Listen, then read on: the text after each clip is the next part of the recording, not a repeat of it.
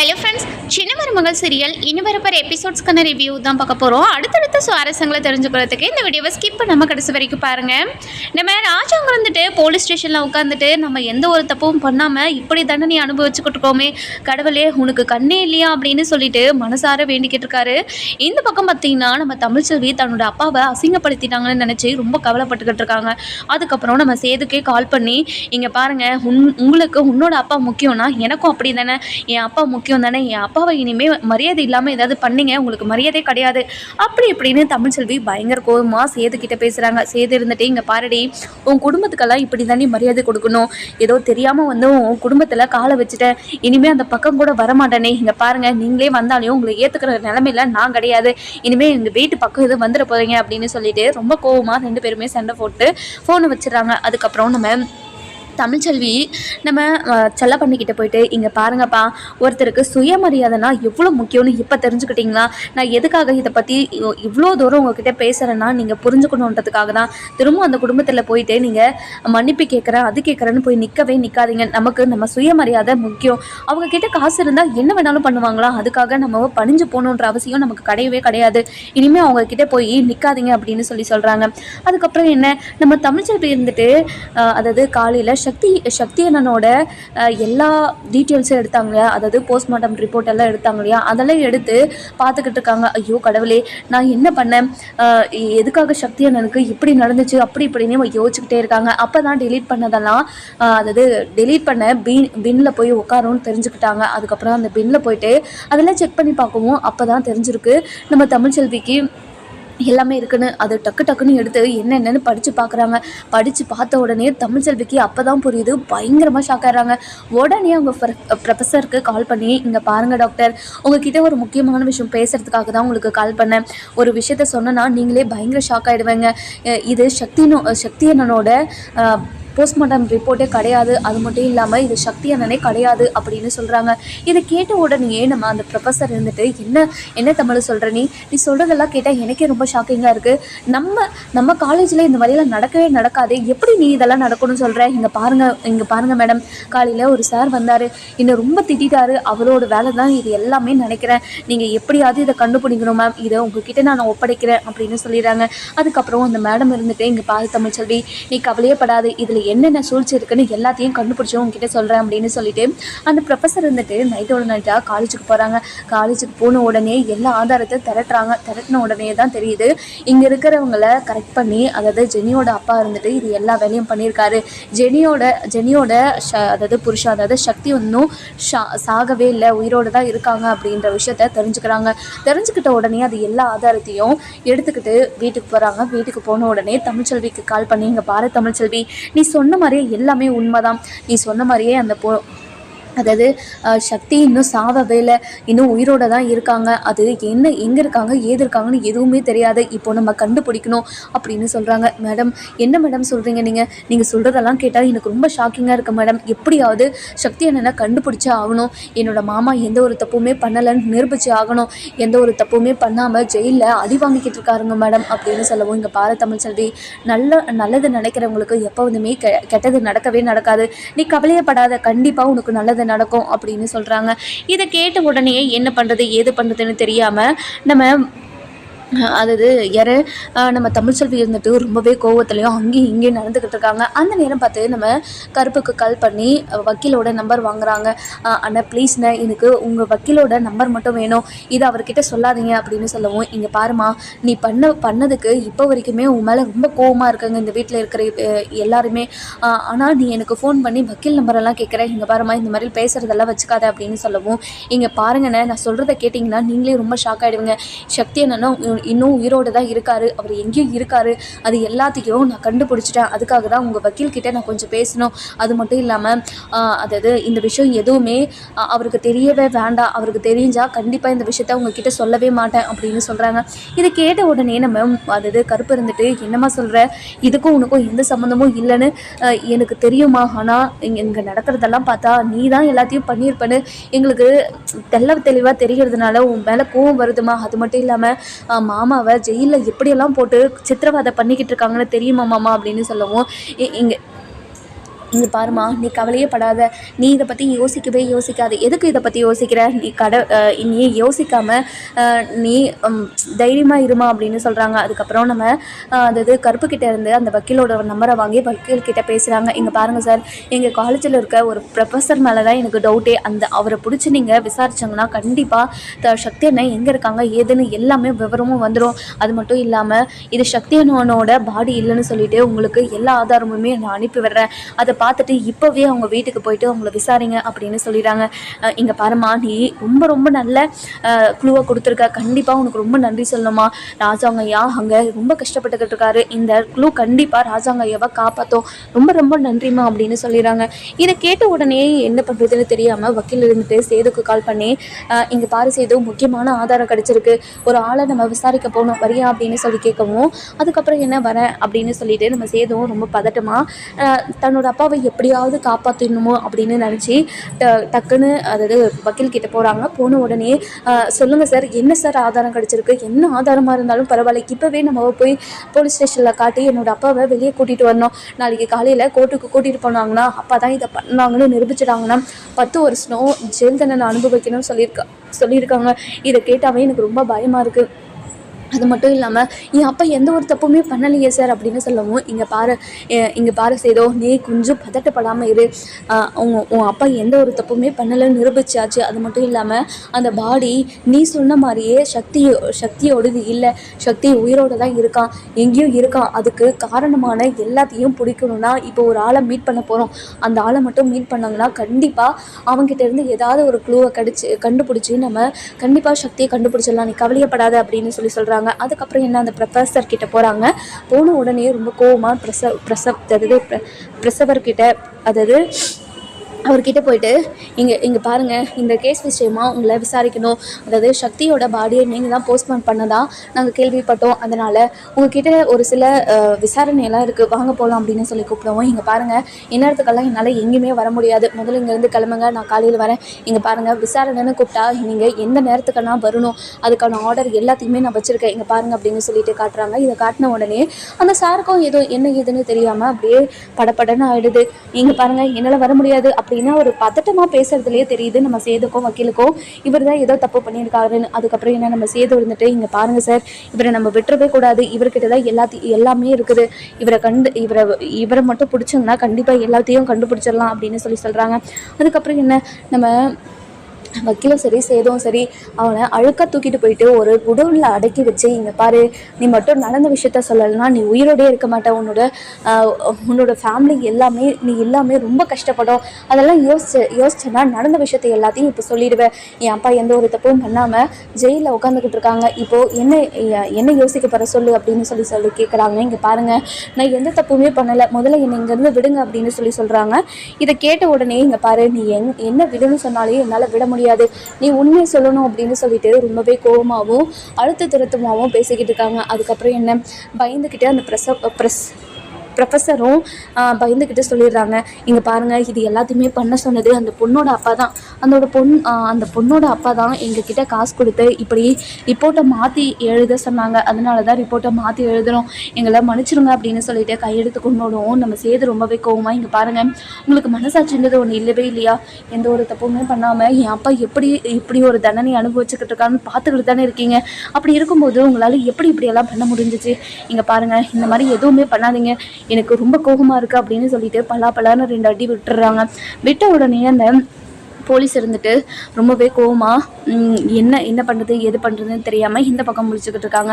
அதுக்கப்புறம் வக்கீல் இருந்துட்டு, இங்கே பாருங்கள் சேதோ, இவர் சொன்னது எல்லாத்தையுமே நான் ரெக்கார்ட் பண்ணிட்டேன், இதை போலீஸ் ஸ்டேஷனில் நம்ம இப்போயே கொடுத்தா கூட ராஜாங்க ஐயாவை நம்ம இப்போதைக்கு வெளியே எடுத்துகிட்டு வரலாம், நாளைக்கு காலையில் 10 மணிக்கு கோர்ட்டுக்கு போயிட்டு நம்ம மேலே எந்த ஒரு தப்புமே இல்லைன்னு நிரூபிச்சுட்டு அதுக்கப்புறம் நம்ம எல்லாத்தையும் பண்ணிக்கலாம். இது எல்லாத்தையுமே பண்ணது ஜெனியோட அப்பா தான் பிளான் போட்டு இப்போது ராஜாங்க ஐயாவை மாட்டி விட்டுருக்காருன்னு நல்லாவே தெளிவாக நல்லாவே புரியுது. அதனால் நீ கவலைப்படாத, இந்த கேஸில் சீக்கிரமாக நம்ம வெளியே வந்துடலாம் அப்படின்னு சொல்லவும், இங்கே பாருங்கள் சார், எப்படியாவது என்னோடய அப்பாவை நீங்கள் தான் வெளியே எடுக்கணும் அப்படின்னு சொல்லிடுறாங்க. அதுக்கப்புறம் என்ன, நீங்கள் பாரு, நாளைக்கு காலையில் உன்னை கோர்ட்டுக்கு கூட்டிகிட்டு போவோம். கோர்ட்டுக்கு போயிட்டு நடந்த விஷயத்தை எல்லாத்தையும் நீ ஒன்று விடாமல் அப்படியே சொல்கிற. நீ உண்மையாக தான் சொல்ல போகிற, பொய் ஒன்றும் சொல்ல போகிறது கிடையாது. நீ மட்டும் பொய் சொன்ன கண்டிப்பாக நடக்கிறதே வேறு தெரிஞ்சுக்கோ. இங்கே பாருங்கள் சார், என்னோடய ப்ரொஃபஷனுக்கு நான் ரொம்ப ரொம்ப துரோகத்தை பண்ணிட்டேன். இனிமேல் அப்படி ஒரு தப்பை நான் பண்ணவே மாட்டேன். கண்டிப்பாக நடந்த விஷயத்தை எல்லாத்தையும் நான் சொல்லிடுறேன் அப்படின்னு சொல்லிட்டு கையெடுத்து கும்பிட்றாங்க. அதுக்கப்புறம் என்ன, நம்ம சேது அப்போ தான் மனசு நிம்மதியோடு போலீஸ் ஸ்டேஷனுக்கு போகிறாங்க. போன உடனேயே நம்ம சேது எல்லா ஆதாரத்தையும் அதாவது போலீஸ் ஸ்டேஷனில் கொடுக்குறாங்க. இங்கே பாருங்கள், என்னோடய அப்பா மேலேயும் இந்த கேஸ் மேலேயும் எந்த ஒரு சம்மந்தமும் இல்லைன்னு ஆதாரத்தை கொண்டு வந்திருக்கோம். அதனால் என் அப்பாவை இப்போதைக்கு வெளியே விடுங்க. நாளைக்கு காலையில் நாங்கள் கோர்ட்டுக்கு வந்துடுறோம். இங்கே பாருங்கள், இந்நேரத்துக்கெல்லாம் எங்களால் ஜாமீன் எல்லாம் கொடுக்க முடியாது. நாளைக்கு காலையில் 10 மணிக்கு கோர்ட்டுக்கே வந்துடுங்க அப்படின்னு சொல்லிடுறாங்க. எவ்வளோ தான் சொல்லி பார்த்தோம், நம்ம ராஜாங்கத்தை வெளியே விடவே மாட்டாங்க. அடுத்த நாள் காலையில் நம்ம ராஜாங்கத்தை 10 மணிக்கு கோர்ட்டுக்கு கூட்டிகிட்டு போயிடுறாங்க. இந்த பக்கம் பார்த்திங்கன்னா நம்ம சேது இருந்துட்டு இன்றைக்கி எல்லாருக்கும் இருக்குது இடுங்கடா அப்படின்னு சொல்லிட்டு கோர்ட்டுக்கு போகிறாங்க. கோர்ட்டுக்கு போன உடனே கேஸோ ஹியரிங்க்கு வருது. இந்த பக்கம் பார்த்திங்கன்னா நம்ம தமிழ்ச்செல்வி இருந்துட்டு அதாவது கருப்புக்கு கால் பண்ணி, அண்ணன் எல்லா விஷயத்தையும் நீங்கள் வக்கீல்கிட்ட சொல்லிட்டீங்களாண்ணே? வக்கீல் இப்போ என்ன பண்ணிக்கிட்டு இருக்காரு, எல்லா ஆதாரத்தையும் திரட்டிடாரா? இங்கே பாருமா தமிழ்ச்செல்வி, நீ சொன்ன மாதிரியே அந்த ப்ரொஃபஸர் தாம்மா எல்லாத்தையும் பண்ணியிருக்காரு. நீ நல்ல நேரத்தில் ஒரு நல்ல குழுவை கொடுத்துருக்கம்மா. இந்த ஐடியாவில் தான் எப்படியாவது மாமாவை வெளியே கொண்டு வர முடியும். ரொம்ப நன்றிம்மா அப்படின்னு சொல்லவும், இங்கே பாருங்கண்ணே, அப்பவும் சரி எப்பவும் சரி நான் எந்த விஷயத்துலையுமே தப்பு பண்ண மாட்டேன்னு அந்த வீட்டில் இருக்கிற யாருக்குமே புரிய மாட்டேங்குது. பரவாயில்ல, நான் எதுவுமே பண்ணலைன்னு ஒரு நாள் அவங்களுக்கு தெரிய வரந்தா கண்டிப்பாக அவங்க எல்லாருமே என்ன யோசிச்சு பார்ப்பாங்க. அந்த சமயத்தில் கண்டிப்பாக அவங்க பக்கம் நான் நிற்கவே மாட்டேன். அதே மாதிரி அந்த வீட்டு வாசப்படியும் நான் மிதிக்க மாட்டேன். அதாவது அவர் மேலே எந்த ஒரு தப்பும் இல்லைன்னு ஒரு ஆதாரம் கிடைச்சதுனால நான் என் மனசாட்சிக்காக தான் உங்ககிட்ட அதை சொன்னனே தவிர வேறு எதுக்காகவும் இல்லைண்ணே. பரவாயில்ல, நீங்கள் என்ன நடந்துச்சுன்னு ஏது நடந்துச்சுன்னு எனக்கு கால் பண்ணி சொல்லுங்கண்ணே அப்படின்னு சொல்லிட்டு ஃபோனை வச்சுட்டு காலேஜுக்கு கிளம்பிடுறாங்க. இந்த பக்கம் பார்த்திங்கன்னா நம்ம ராஜாங்கத்தை அதாவது கூரில் போய் நிற்க வைக்கிறாங்க. இங்கே பாருங்கள், எதுக்காக நீங்கள் அதாவது இந்த ஜெனின்ற பொண்ணோட அதாவது காதலனை நீ கல்யாணம் பண்ணிக்கிட்டதுக்கப்புறம் எதுக்காக கொண்டீங்க? நீங்கள் தான் கல்யாணம் பண்ணி வச்சதே, இப்போது எதுக்காக நீங்களே சாவடிச்சிங்க அப்படின்னு சொல்லி கேட்கவும், இங்கே பாருங்கள் சார், இந்த பொண்ணுக்கு என் மருமக தான் கல்யாணம் பண்ணி வச்சுருக்கா. அதுக்கும் எனக்கும் எந்த சம்மந்தமும் கிடையாது. என் மருமக கிட்டே ஏற்கனவே நான் சொல்லியிருந்தேன் இந்த விஷயத்தில் யாரும் தலையிடாதீங்கன்னு சொல்லிட்டு. ஆனால் என் மருமக என் பேச்சை கூட கேட்காம இப்படி ஒரு விஷயத்த பண்ணி வச்சுட்டா. இப்படி ஒரு காரியத்தை பண்ணி வச்சுட்டு அதுக்கப்புறம் நடந்த பிரச்சனை எதுவுமே எனக்கு தெரியாது. இந்த கொலையை நான் தான் பண்ணேன்னு சொல்லிட்டு ஜெனியோட அப்பாவும் அது மட்டும் இல்லாமல் இங்கே இருக்கிற ரவுடிங்களும் இதை சொல்லிக்கிட்டு இருக்காங்க. அது எதுவுமே உண்மை கிடையாது. ஆனால் என்னை இந்த அரசியல் வாழ்க்கையிலேருந்து எப்படியாவது வெளியே அனுப்பிடணுன்றதுக்காக அது எதிர்கட்சியில் இருக்கிறவங்கெல்லாம் இப்படியெல்லாம் எனக்கு எதிராக சதி பண்ணிக்கிட்டு இருக்காங்க. இது மட்டும் எனக்கு நல்லாவே தெரியுது அப்படின்னு சொல்கிறாங்க. இதை கேட்ட உடனே நம்ம சர்ச் இருந்துட்டு யோசிக்கிறாங்க. அப்புறம் பாயிண்ட் எல்லாம் நோட் பண்ணிக்கிட்டு இருக்காங்க. இந்த பக்கம் பார்த்திங்கன்னா ஜெனி இருந்துட்டு இங்கே பாருங்க ஐயா, நான் யாருக்குமே எந்த ஒரு துரோகமே பண்ணது கிடையாது. ஏதோ எனக்கு கல்யாணம் பண்ணி வச்சுட்டாங்கன்னு இவங்க மேலே எவ்வளோ மரியாதை இருந்தேன். அடுத்த நிமிஷமே என் சக்தியை கொண்டுட்டு இப்படி எனக்கும் இந்த விஷயத்துக்கும் எந்த சம்மந்தமும் இல்லைன்ற மாதிரி இருக்காங்களே ஐயா, என்னால் இதை தாங்கவே முடியல. என் சக்திக்கு ஒரு நியாயம் கிடைக்கணும், அதுக்காக தான் இங்கே வந்து நின்றுட்டுருக்கேன் அப்படின்னு சொல்கிறாங்க. நம்ம இந்த பக்கம் பார்த்திங்கன்னா நம்ம தமிழ்ச்செல்விக்கு மனசே கேட்க மாட்டேங்குது. நம்மளும் போகலாம் அப்படின்னு சொல்லிட்டு கோர்ட்டுக்கு கிளம்பி வந்துடுறாங்க. அதுக்கப்புறம் நம்ம அதாவது சேது வந்துட்டு, இங்கே பாருங்க ஐயா, இந்த பொண்ணு சொல்கிறது மொத்தமாகவே போய் என்னோட அப்பா எந்த ஒரு தப்புமே பண்ணலை.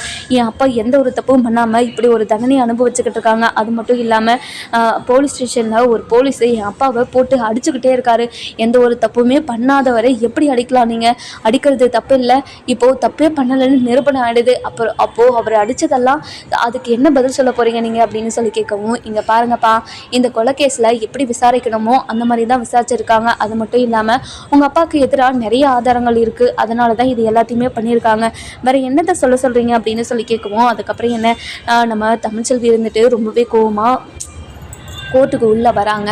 அந்த நேரம் பார்த்து அதாவது போலீஸ் இருந்துட்டு, இங்கே பாருங்கள் சார், இவர் தான் பண்ணாருன்னு சொல்லிட்டு எல்லா ஆதாரமுமே அதாவது எல்லா ஆதாரமும் ஆதாரபூர்வமாக நிரூபணமாக இருக்குது. அது மட்டும் இல்லாமல் இப்போ வரைக்குமே இவர் நான் பண்ணலன்னு தான் சொல்லிக்கிட்டு இருக்காரே தவிர இவர் பண்ணலன்றதுக்கு ஆதாரம் எதுவுமே கிடையாது அப்படின்னு சொல்கிறாங்க. இதை கேட்டு நம்ம அதாவது ராஜாங்கத்தோட வக்கீல் இருந்துட்டு அப்ஜெக்ஷன் யுவர் ஆனர் அப்படின்னு சொல்லிட்டு, இங்கே பாருங்கள் யுவர் ஆனர், என்கிட்ட ஆதாரம் இருக்குது, இவர் பண்ணலை அப்படின்னு சொல்கிறதுக்கு எல்லா ஆதாரமும் என்கிட்ட இருக்குது. இங்கே பாருங்கள் சார், அந்த அதாவது தலையில்லா முண்டம் கிடைச்சதுக்கு அதாவது சக்தியோட பாடி தான் அப்படின்னு சொல்லிட்டு இவங்க எப்படி சொல்லலாம்?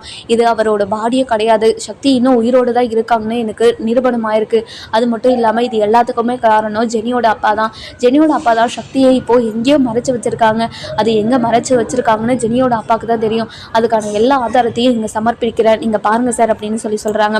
அந்த நேரம் பார்த்து நம்ம தமிழ்ச்செல்வி இருந்துட்டு சக்தி அதாவது அந்த கோர்ட்டுக்குள்ளேயே சக்தி அண்ணனை ஏதோ ஒரு கூண்டுக்குள்ளே அடிச்சு வைக்கிறத பார்த்துக்கிறாங்க.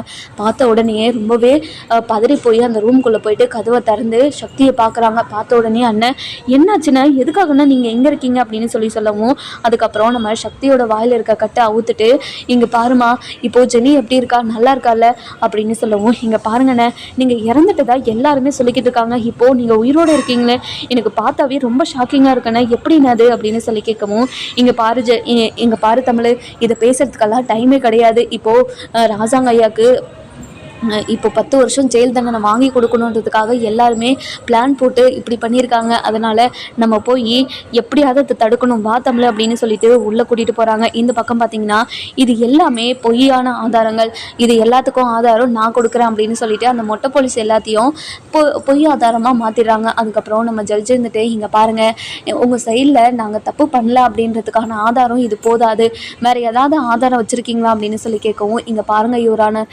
இதுக்கு மேலே எங்ககிட்ட எந்த ஆதாரமும் இல்லை, இதுக்கு மேலே நாங்கள் ஆதாரம் திரட்டணும்னா நீங்கள் எங்களுக்கு கால அவகாசம் கொடுக்கணும் அப்படின்னு சொல்லவும், அப்ஜெக்ஷன் யுவரானர், இந்த கேஸை இத்தோடு முடிக்கிறது தான் நல்லது, எல்லா ஆதாரமும் இவருக்கு எதிராக இருக்கிறதுனால இந்த கேஸுக்கு அவருக்கு 10 வருஷம் ஜெயில் தண்டனையும் 50 லட்ச ரூபாய் அதாவது அபராதமும் கொடுக்குமாறு நான் தாழ்மையுடன் கேட்டுக்கொள்கிறேன் அப்படின்னு சொல்லிட்டு உரையை முடிக்கிறாங்க. இதை கேட்டுட்டு ஜட்ஜும் தீர்ப்பு சொல்கிறதுக்காக வராங்க. இங்கே பாருங்கள், இந்த பொண்ணோட புருஷனை நீங்கள் அநியாயமாக சாவடிச்சதுனால உங்களுக்கு 10 வருஷம் ஜெயில் தண்டனையும் அதாவது 50,000 ரூபாய் 50 லட்ச ரூபாய் அபராதமும் நான் விதிக்கிறேன் அப்படின்னு சொல்கிறாங்க. இது கேட்ட உடனே நம்ம தமிழ்ச்செல்விக்கு ரொம்ப கோபம் வந்து நிறுத்துங்க அப்படின்னு சொல்லிடுறாங்க. அதுக்கப்புறம் அந்த கோர்ட்டில் இருந்த எல்லாருமே திரும்பி பார்க்குறாங்க. பார்த்த உடனே நம்ம தமிழ்ச்செல்வி உள்ளே வந்து, இங்கே பாருங்கள் சார், இங்கே நடந்துகிட்டு இருக்க எல்லாமே நாடகம் தான், இங்கே இருக்கிறவங்களை யாருமே நீங்கள் நம்பாதீங்க, இங்கே இருக்கிற எல்லாருமே பொய் சொல்லிக்கிட்டு இருக்காங்க அப்படின்னு சொல்லவும், என்னம்மா சொல்கிற, நீ யாருமா அப்படின்னு சொல்லி கேட்கவும், இங்கே பாருங்கள் சார், இங்கே பாருங்கள் சார், இது என்னோட மாமனார் தான், அவர் எந்த ஒரு தப்புமே பண்ணலைன்னு நான் இப்போ நிரூபிக்கிறேன், ஆதாரப்பூர்வமாக நிரூபிக்கிறேன். அது மட்டும் இல்லாமல் சக்தி அண்ணா இன்னும் உயிரோடு தான் இருக்காங்கன்னு சொன்னது எல்லாமே உண்மைதான், இது பொய்யான ஆதாரம்னு சொல்லிட்டு இவங்க நிரூபணம் பண்ணதெல்லாம் அதுதான் பொய்யான ஆதாரம் அப்படின்னு சொல்லவும், இங்கே பாருமா, அந்த பையன் உயிரோடு தான் இருக்கானா, அதுக்கு என்ன ஆதாரம் இருக்குது, அந்த பையனை நீ நேரில் பார்த்தியா அப்படின்னு சொல்லி கேட்கவும், இங்கே பாருங்கள் மேடம், நான் சக்தி அண்ணனை நேர்லலாம் பார்க்க கிடையாது, அவரை நேர்லேயே கூட்டிகிட்டு வந்திருக்கேன், சக்தி அண்ணன் வாங்கினேன் அப்படின்னு சொல்லிட்டு கூப்பிட்றாங்க. கூப்பிட்ட உடனே நம்ம ஜெனிக்கு ரொம்ப சந்தோஷமாக இருக்குது. அதாவது சக்தி இன்னும் உயிரோடு தான் இருக்காங்க அப்படின்னு சொல்லிட்டு பயங்கர சந்தோஷமாக துள்ளி குதிச்சுக்கிட்டு இருக்காங்க. அதுக்கப்புறம் சக்தி வந்து அதாவது கோர்ட்டு கூண்டில் நின்று, இங்கே பாருங்கள் சார், ராஜாங்க ஐயாவோட அரசியல் வாழ்க்கையே இழுத்து மூடணுன்றதுக்காக தான் இவங்களுக்கு எதிராக இருக்கிற எல்லாருமே இப்படி சதி பண்ணி என்னை சாவடிக்கிற மாதிரி பிளான் பண்ணி இப்படி ராஜாங்க ஐயாவை மாட்டி விட்டுட்டாங்க. ராஜாங்க ஐயா மேலே எந்த ஒரு தப்புமே கிடையாது, அவரை வெளியே விட்டுருங்க சார் அப்படின்னு சொல்கிறாங்க. இதை கேட்ட உடனே கோர்ட்டே அதிரி நிற்கிது. அதுக்கப்புறம் நம்ம அப்பதான் இருந்துட்டு ரொம்பவே கோவமாக என்ன பண்ணுறதுன்னு தெரியாமல் நம்ம ஜெனியோட அப்பா மேலே பயங்கர கோவத்தில் இருக்காங்க. நம்ம ஜெனி வந்துட்டு என்ன பண்ணுறதுன்னு தெரியாமல் ரொம்பவே முழிச்சுக்கிட்டு இருக்காங்க. ஐயோ, ராஜாங்க மேலே எந்த ஒரு தப்பும் இல்லாமல் அவர் தான் இது எல்லாத்தையுமே பண்ணதுன்னு சொல்லிட்டு அவர் மேலே பொய்யான ஒரு புகாரை கொடுத்துட்டேனே, அவங்க வீட்டில் இருக்கிற எல்லாரும் ரொம்ப அதாவது வருத்தப்பட்டிருப்பாங்களே. அது மட்டும் இல்லாமல் ராஜாங்க ஐயாவை இப்படியெல்லாம் அடிச்சிருக்காங்க, இதெல்லாம் கேட்கவே எனக்கு மனசுக்கு ரொம்ப கஷ்டமாக இருக்குது அப்படின்னு சொல்லிட்டு நம்ம ஜெனி ஒரு பக்கம் யோசிக்க ஆரம்பிச்சிடறாங்க. அதுக்கப்புறம் ஜெனி இருந்துட்டு, இங்கே பாருங்கள் ஐயா, நான் பண்ணது எல்லாமே தப்பு தான், ஒருத்தர் தப்பு பண்ணியிருக்காங்களா இல்லையான்னு கூட நான் நல்லா யோசித்து பார்க்காம தப்பான ஒரு கம்ப்ளைண்ட்டை கொடுத்து இப்போது அவர் இவ்வளோ பெரிய தண்டனையை அனுபவிக்கிற மாதிரி ஆயிடுச்சு, என்னை மன்னிச்சிருங்க ஐயா அப்படின்னு சொல்லிட்டு கையெடுத்து கும்பிடுவோம். இங்கே பாருமா, நான் ஆரம்பத்துலேருந்து உங்ககிட்டயோ உங்கள் வீட்டில் இருக்கிறவங்ககிட்டயோ சொல்லிட்டு தானமா இருக்கேன், நான் இந்த விஷயத்தில் எந்த ஒரு தப்புமே பண்ணலை அப்படின்னு.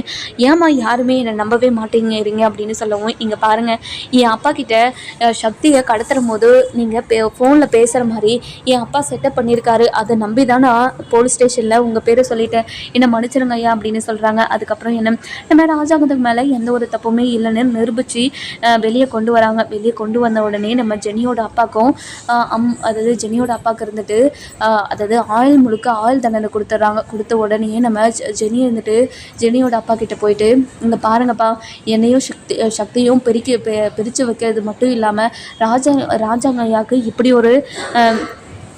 ஒரு பிரச்சனையை உருவாக்கணும்னு நினச்சிருக்கீங்க. ஆனால் நீங்கள் பண்ணது மிகப்பெரிய தப்புப்பா. எப்படிப்பா உங்களால் இப்படியெல்லாம் பண்ண முடியுது? உங்களுக்கு அதாவது உங்களுக்கு மனசாட்சினது ஒன்று இல்லவே இல்லையா? எதுக்காகப்பா இப்படியெல்லாம் பண்ணிக்கிட்டு இருக்கீங்க அப்படின்னு சொல்லிட்டு கேட்கவும், இங்கே பாருடி, உன்னால் நான் எத்தனை பேர்கிட்ட அசிங்கப்பட்டு அவமானப்பட்டு நான் எத்தனை பேர்கிட்ட தலைகுனிஞ்சு நின்றுன்னு தெரியுமாடி? இது எல்லாத்துக்கும் காரணம் யார்? இவன் தானே. இவன் இந்த அரசியல் வாழ்க்கையை விட்டு போகணும், அவன் அவமானப்படணும், அசிங்கப்படணுன்றதுக்காக தான் இது எல்லாத்தையும் பண்ண. ஆனால் இது எல்லாத்தையுமே நாசம் பண்ணது நீ தானடி. நீ இனிமேல் எப்படி நல்லா வாழ்ந்துட்டேன்னு நானும் பார்க்குறேன் அப்படின்னு சொல்லவும், இதை கேட்ட உடனே தமிழ்ச்செல்விக்கு பயங்கர கோவம் வந்துடுது. இங்கே பாருங்கள், தன்னோட பொண்ணு சந்தோஷமாக இருக்கணும் தான் அதாவது எல்லா அப்பா அம்மாவும் நினைப்பாங்க. ஆனால் நீங்கள் எப்படி நினச்சிக்கிட்டு இருக்கீங்க? உங்களுக்கு மனசாட்சினது ஒன்றும் இல்லை, கேவலமாக இல்லை உங்களுக்கு, எதுக்காக இப்படிலாம் பண்ணிக்கிட்டு இருக்கீங்க அப்படின்னு சொல்லிட்டு பயங்கர கோவமாக பேசிக்கிட்டு இருக்கவும், இதெல்லாம் கேட்டுக்கிட்டு இருந்தேன் நம்ம சக்தி இருந்துட்டு ரொம்ப கோவமாக என்ன பண்ணுறதுன்னு தெரியாமல், இங்கே பாருங்கள், இது வரைக்கும் உங்களோட பொண்ணு, நீங்கள் என்ன வேணாலும் பேசியிருக்கலாம், ஆனால் இனிமேல் அவள் என்னோட பொண்டாட்டி. என் பொண்டாட்டியை பற்றி நீங்கள் ஏதாவது தப்பாக பேசுனீங்க, உங்களை நான் சும்மா விட மாட்டேன். நீங்கள் பண்ண தப்புக்கு இனிமேல் ஆயுள் தண்டனை அனுபவிக்க போகிறீங்க. இனிமேல் வெளியவே வரமாட்டீங்க. முதல்ல இப்போயாச்சும் நான் தான் பண்ணது தப்புன்னு திருந்துங்க அப்படின்னு சொல்கிறாங்க. இங்கே பாருடா, நான் ஜெயிலேருந்து எப்படியாவது சீக்கிரம் வெளியே வந்துடுவேன். வெளியே வந்ததுக்கப்புறம் உனக்கு இருக்குதுடா, கண்டிப்பாக உன்னை சும்மாவே விட மாட்டேன். இந்த தடவை உன்னை சாமடிக்காமல் விட்டுட்டேன், ஆனால் அடுத்த முறை உன்னை உயிரோடு வைக்க மாட்டேன் அப்படின்னு சொல்கிறாங்க. இதை கேட்ட உடனே போலீஸ் இருந்துட்டு பயங்கரமாக அடித்து நம்ம ஜெனியோட அப்பாவை கூட்டிகிட்டு போயிடறாங்க. அதுக்கப்புறம் ஜெனி இருந்துட்டு ராஜாங்கத்துக்கிட்ட போயிட்டு, இங்கே பாருங்க ஐயா, நான் என் அப்பா பண்ண சதிக்கு எல்லாத்தையும் நம்பி உங்கள் மேலே ஒரு தப்பான புகாரை கொடுத்துட்டேன், என்னை மன்னிச்சிருங்க ஐயா அப்படின்னு சொல்லவும், இதை கேட்ட உடனே நம்ம ராஜாங்க இருந்துட்டு, இங்கே பாருமா, உங்ககிட்ட நான் ஏற்கனவே சொன்னேன், ஆனால் என் மேலே எந்த ஒரு தப்புமே இல்லைன்னு உங்கள் எல்லார்கிட்டையும் சொல்லும் போது கூட நீங்கள் யாருமே நம்பாமல் இப்படி ஒரு தப்பை பண்ணிட்டீங்களேம்மா, என்னை எவ்வளோ அசிங்கப்படுத்தினாங்க, அவமானப்படுத்தினாங்கன்னு உனக்கு தெரியுமாம்மா? இது என்னோடய வாழ்நாள் முழுக்க இருந்தால் கூட நான் இப்படி ஒரு அவமானத்தையும் அசிங்கத்தையும் நான் பார்த்துருக்க மாட்டேன், இப்படி பண்ணிட்டியம்மா அப்படின்னு சொல்லவும், என்னை மன்னிச்சிருங்க ஐயா அப்படின்னு சொல்லிட்டு கையெடுத்து கும்பிட்றாங்க. அதுக்கப்புறம் சேர்த்து இருந்துட்டு, அப்பா, உங்களுக்கு இவ்வளோ பெரிய அசிங்கத்தை ஏற்படுத்தி கொடுத்தவர்கிட்ட நீங்கள் எதுக்காக பேசணும், வாங்கப்பா போகலாம் அப்படின்னு சொல்லிட்டு வீட்டுக்கு போயிடுறாங்க. வீட்டுக்கு போன உடனே நம்ம அதாவது ராஜாங்க இருந்துட்டு அந்த சேரில் போய் உட்காராங்க. அப்போ தான் போகிறது டிவிலலாம் நியூஸ் வந்துக்கிட்டு இருக்கு, ராஜாங்கத்துக்கு மேலே எந்த ஒரு தப்பும் இல்லை, ராஜாங்கத்தை எப்படியாவது அரசியல் வாழ்க்கையை விட்டு துரத்தி அடிக்கணும்னு அதாவது ராஜாங்கத்துக்கு எதிராக இருக்கிறவங்க எல்லாம் பிளான் போட்டு இப்போது ராஜாங்க ஐயாவை இந்த நிலைமைக்கு ஆளாக்கி வச்சுட்டாங்க. ராஜாங்க ஐயா இந்த மக்களுக்கு எல்லாத்துக்குமே நன்மையை தான் செஞ்சுருக்காரு, அவர் பண்ண நன்மை தான் இவர் எந்த ஒரு தப்புமே பண்ணலைன்னு நிரூபித்து இப்போ வெளியே வந்திருக்காரு. ரொம்ப சந்தோஷம் ராஜாங்க ஐயா, நீங்கள் கண்டிப்பாக அரசியல் வாழ்க்கையில் இன்னும் பெருசாக போய் நிற்பீங்க, நீங்கள் கவலையப்படாதீங்க அப்படின்னு சொல்லிட்டு மக்கள் எல்லாம் தெரிவிச்சுக்கிட்டு இருக்காங்க. இதெல்லாம் பார்த்த உடனே ராஜாங்கத்துக்கு அப்போ தான் ரொம்ப சந்தோஷமாக இருக்குது. ராஜாங்கத்துக்கு இன்னும் வாக்குகள் கூட்டிக்கிட்டே இருக்குது. ராஜாங்கம் எந்த ஒரு தப்புமே பண்ணாமல் இவ்வளோ பெரிய தண்டனை அனுபவிச்சதுனால மக்களும் கொந்தளிச்சுக்கிட்டு இருக்காங்க. இந்த பக்கம் பார்த்திங்கன்னா நம்ம தமிழ்ச்செல்வி வீட்டுக்கு போகிறாங்க. வீட்டுக்கு போன உடனே நம்ம செல்லப்பண்ணி இருந்துட்டு, இங்கே பாருமா தமிழ்ச்செல்வி, ராஜாங்க ஐயா மேலே எந்த ஒரு தப்புமே இல்லைன்னு நிரூபிச்சிட்டியாமே, நீ தான் எல்லாத்துக்கும் காரணம்னு நான் கேள்விப்பட்டேன், ரொம்ப சந்தோஷமா, எந்த ஒரு தப்புமே பண்ணாமல் அவர் இவ்வளோ பெரிய தண்டனை அனுபவிச்சுட்டு வந்தது ரொம்ப ரொம்ப கஷ்டம்தாம்மா அப்படின்னு சொல்கிறாங்க. இன்னொரு பக்கம் பார்த்திங்கன்னா நம்ம கருப்பு இருந்துட்டு ராஜாங்கத்துக்கிட்ட, இங்கே பாருங்க மாமா, நான் உங்ககிட்ட ஒரு விஷயத்தை பற்றி பேசுவேன், நீங்கள் கோவப்படக்கூடாது அப்படின்னு சொல்லவும், என்னையா கருப்பு சொல்லு அப்படின்னு சொல்லி கேட்கவும், இங்கே பாருங்க மாமா, தமிழ்ச்செல்விக்கும் இந்த விஷயத்துக்கும் எந்த ஒரு சம்மந்தமும் இல்லைன்னு தமிழ் புள்ள எவ்வளவோ சொல்லிச்சு, ஆனால் இந்த வீட்டில் இருக்கிற யாருமே கேட்காம தமிழ்ச்செல்வியை இப்போ வீட்டை விட்டு கழுத்தை பிடிச்சி வெளியே தள்ளாத குறையாக தள்ளி விட்டுட்டாங்க. அவன் மேலே எந்த ஒரு தப்புமே இல்லைன்னு நிரூபணம் ஆயிட்டா. அவள் மூஞ்சில் நம்ம எப்படி முழிக்கிறது அப்படின்னு சொல்லி கேட்கவும், இதை கேட்ட உடனே ராஜாங்கத்துக்கு எந்த ஒரு பதில் சொல்கிறதுனே தெரியல. அதுக்கப்புறம் சேர்த்து இருந்துட்டு, இங்கே பாருங்க மாமா, இந்த விஷயத்தில் அவளுக்கு சப்போர்ட் பண்ணியெல்லாம் பேசாதீங்க, அவள் எவ்வளோ பெரிய கெட்டது பண்ணியிருக்கான், அது மட்டும் இல்லாமல் நம்மளை அசிங்கப்படுத்தியிருக்கா, அவமானப்படுத்தியிருக்கா, என் அப்பாவுக்கு எவ்வளோ பெரிய கேவலத்தை உண்டாக்கியிருக்கா அப்படின்னு சொல்லவும், இதை கேட்ட உடனே நம்ம அப்பா தான் இருந்துட்டு, இருந்துட்டு இங்கே பாரிய சேது தமிழ்ச்செல்வி தான் அவள் எத்தனை முறை சொன்னா இதுக்கும் எனக்கும் எந்த சம்மந்தமும் இல்லை, இந்த விஷயத்தில் என்ன தலையிடாதீங்க, கண்டிப்பாக இது நான் செய்யலை அப்படின்னு எவ்வளவோ உங்ககிட்ட சொன்னா, ஆனால் அது எதுவுமே நீங்கள் கேட்காம எதுக்காகவே அப்படி பண்ணீங்க அப்படின்னு சொல்லி கேட்கவும், அதுக்கப்புறம் நம்ம ராஜாங்க வந்துட்டு இங்கே பாரிய சேது நீ கொஞ்சம் பொறுமையாக இருந்திருக்கலாம்ல அப்படின்னு சொல்லவும், அதுக்கப்புறம் என்ன ரொம்ப கோவமாக நம்ம சேது இருந்துட்டு இங்கே பாருங்கள் இந்த விஷயத்தை பற்றி யாருமே பேசாதீங்க அப்படின்னு சொல்லிட்டு மேலே போகிறாங்க. மேலே போகிற நேரமாக நம்ம ஐஸ்வர்யா இருந்துட்டு அப்போ தான் தமிழ்ச்செல்வியோட வாய்ஸில் பேசிக்கிட்டு இருக்காங்க. தமிழ்ச்செல்வியோட வாய்ஸில் பேசி மிமிக்ரி பண்ணி சிரிச்சுக்கிட்டு இருக்காங்க. அதுக்கப்புறம் என்ன சித்ரா இருந்துட்டு இங்கே பாரு ஐஸ்வர்யா, நீ எல்லார் வாய்ஸையும் சூப்பராக பேசுகிற, அது மட்டும் இல்லாமல் இன்னும் நிறைய விஷயமெல்லாம் பண்ணலாம் அப்படின்னு சொல்லிட்டு பேசிக்கிட்டு இருக்கவும், இதை கேட்டு நம்ம சேதுக்கு பயங்கரமாக ஷாக் ஆகிடுது. அப்போது இவ தான் ஃபோன் பண்ணி செல்லப்பாண்டி மாமா கிட்ட சொன்னதான், அப்போது தமிழ்ச்செல்வி மேலே எந்த ஒரு தப்புமே இல்லை, நான் தான் தப்பாக புரிஞ்சுக்கிட்டு அவளை வீட்டை விட்டு துரத்திட்டேனா அப்படின்னு நினச்சி ரொம்ப ஃபீல் பண்ணிக்கிட்டு இருக்காங்க.